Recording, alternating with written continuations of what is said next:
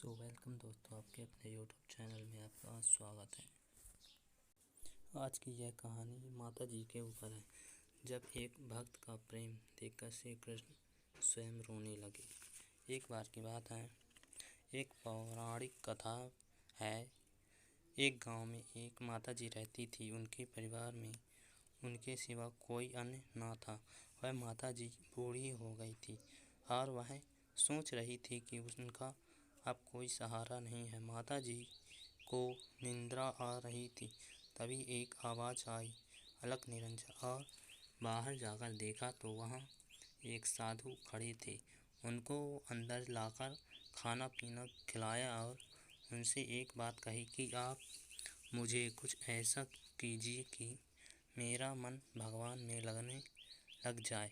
तब वह साधु जी अपनी झोली से लड्डू गोपाल को निकालकर उस बुढ़िया को दे दिया और कहा कि यह तुम्हारा बालक है। उस बाल गोपाल को लेकर बुढ़िया बहुत प्रसन्न हुई और उस लड्डू गोपाल को अपने साथ लेकर घूमती रहती थी। कहीं भी जाती वह लड्डू गोपाल को अपना बालक तो मानती ही थी, तो वह अपने साथ लेकर जाती। कुछ शरारती बालक ने उस बुढ़िया के साथ एक मजाक किया। कहा कि गांव में एक भेड़िया आया है और वह छोटे बच्चों को खा जाता है। वह बुढ़िया तो उस लड्डू गोपाल को अपना स्वयं का बालक समझने लगी थी, क्योंकि वह उनसे इतना प्रेम करती थी कि वह उसे डर लगने लगा कि कहीं वह भेड़िया मेरे घर न आ जाए और मेरे बच्चे को ना खा जाए।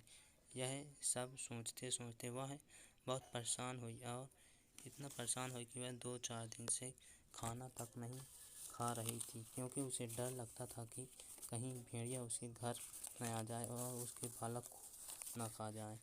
ऐसा देखते देखते भगवान स्वयं श्री कृष्ण लड्डू गोपाल उस बुढ़िया को देखते और उनकी आँखों में आंसू आ रहे थे।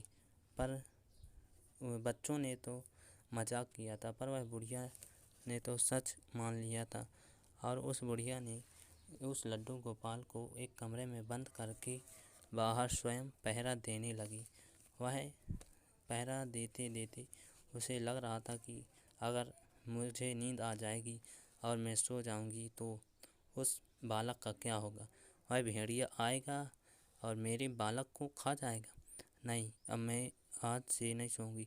ऐसा करते करते 2-4 दिन बीत गए और वह बुढ़िया दिन रात उस कमरे के बाहर बैठी रहती और अपनी बालक अर्थात लड्डू गोपाल की रेख देख करती थी। यह सब देखकर लड्डू गोपाल स्वयं उसके सामने आ गए और उससे कहा, हे माई, तुम क्या चाहती हो। तब लड्डू गोपाल से बुढ़िया ने कहा कि मैं कुछ नहीं चाहती भगवान, बस मेरे बालक को वह भेड़िया ना खाए। तुम मुझे इतना आशीर्वाद देना।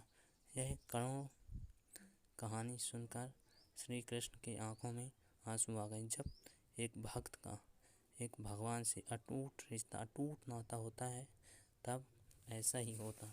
भगवान की आंखों में आंसू आ ही जाते हैं उनकी ये